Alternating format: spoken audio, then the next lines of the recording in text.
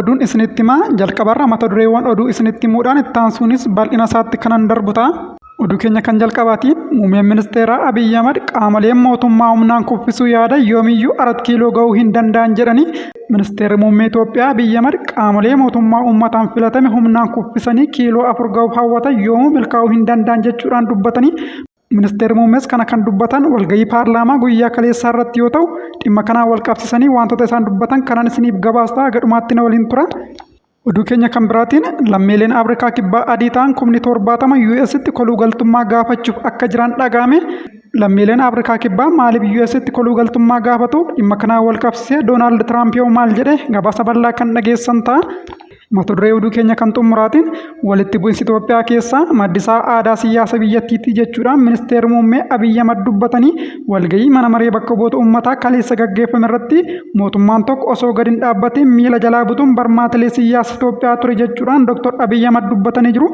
Yaada Dr. Abiyyi Ahmad kanas bal'inaan kanan isiniif gabaastaa. Akkam jirtu daawwattoota burqaa oduu chaanaalii kana chaanaalii burqaa oduu irratti oduu dhugaa ta'e kan biyya keessaa fi kan alaa guyyaa guyyaadhaan kan argattan ta'a.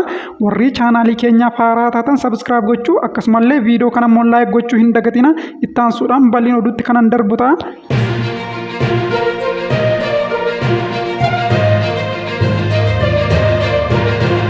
Muummeen ministeeraa Abiyyi Ahmad qaamoleen mootummaa humnaan kuffisuu yaadan yoomiyyuu 4 kiiloo ga'uu hin danda'anii jedhan. Ministeerri muummee Itoophiyaa Abiyyi Ahmad qaamolee mootummaa uummataan filatame humnaan kuffisanii kiiloo 4 ga'uuf hawwatan yoomuu milkaa'uu hin danda'an jechuudhaan dubbatanii kunis warra gammoojjii jiran qofaaf osoo hin taane warra miila tokkoon gammoojjii miila biraan paarlaamaa keessa jiranis ni ilaallata jechuudhaan dubbatanii muummeen ministeera Abiyyi Ahmad kaleessa bitootessa 20 bara 2025 mana maree bakka bu'oota uummataatti dhiyaatanii gaaffii bakka bu'aa sosochii biyyoolessaa Amaaraa yookiin Abin Dassaalany Caannee irraa dhiyaateef deebii laataniin mootummaan keenya madaallii kamiinuu Adwaa irra fooyyee qabaa jedhan. Dassaalany Caanneen waggoota darbaniif naannolee Oromiyaa fi Amaaraa dabalatee kutaalee biyyattii hedduu keessatti walitti bu'insa itti fufee lubbuun namoota nagaa darbaa jiraachuu eeruun Adwaan sirna abbaa irree ture jijjiirama gara badhaadhinaatti taasiseen immoo guutummaatti sirna wal dhabdee uumu akka ta'u taasise jechuudhaan qeeqanii muummeen ministeera Abiyyi gama isaaniin naannolee hedduu keessatti murnoonni hidhattoota garaagaraa karaa nagaan galaa jiraachuu eeruun yeroo ammaa kanattis kanneen mootummaa waliin mariirra jiran jiraachuu ibsanii itti dabaluudhaanis muummeen ministeeraa Dr. Abiyyi Ahmad eenyumtiyyuu waggaa 5 ta'e 6 yoo waraanallee 4 kiiloo ga'uu waan hin dandeenyeef gatii hin qabu jechuudhaan cimsanii dubbatanii oduu keenya kan biraatiin lammiileen Afrikaa kibbaa adii ta'an 70,000 US'tti koluu galtummaa gaafachuuf akka jiran dhaga'ame.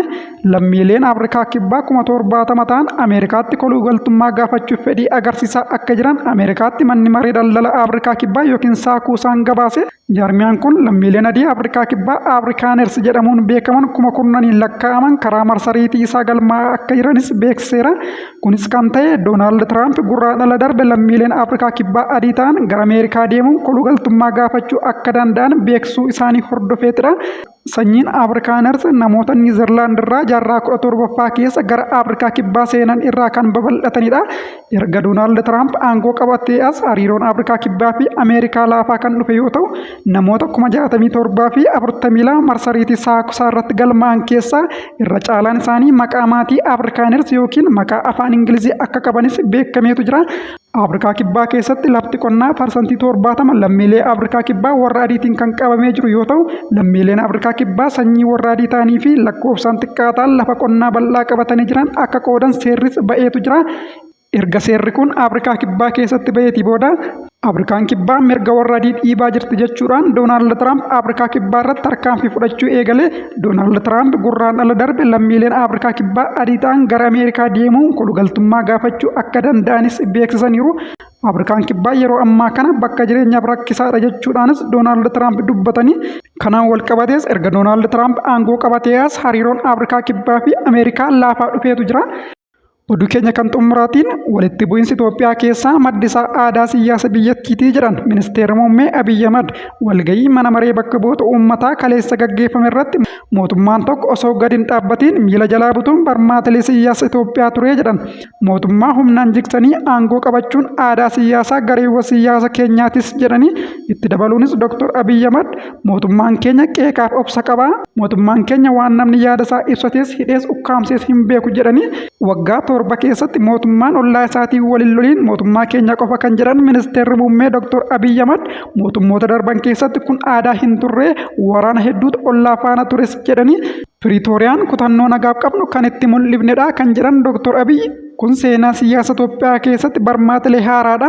Mootummaan keenya osoo waraana mootee jiru mariif kan ta'e nagaaf kutannoo waan qabuufidhas jedhanii mootummaan obbo Geetaachoo Raddaa, Taaddasaa Warranaa fi Tsaadiqaan Gabratinsaa'een hoogganamu waggoota lamaaf waraana hambisuuf carraaqqii dinqisiifannu taasisan kan jedhan Abiyyi amma yeroon bulchiinsa yeroo dhumeera mari'annee waan fooyya'uu qaban ilaalla jechuudhaanis himanii dabalataanis Dr. Abiyyi Tigraay fi kutaa kamittuu waraan hin jiraatu jedheen abdadha jechuudhaan garuu qaamoleen tokko raayyaan ittisa biyyaa bittinnaa'etu jira mootummaan kun muddameera yeroon amma kanneen jedhan jiru garuu akka isaan jedhan natti hin fakkaatus jedhanii humnoonni uummataaf qabsoofna jedhan dameewwan barnootaa fayyaa fi dhaabbilee uummataa miidhu jechuudhaanis hidhattoota qeeqaniitu jiru.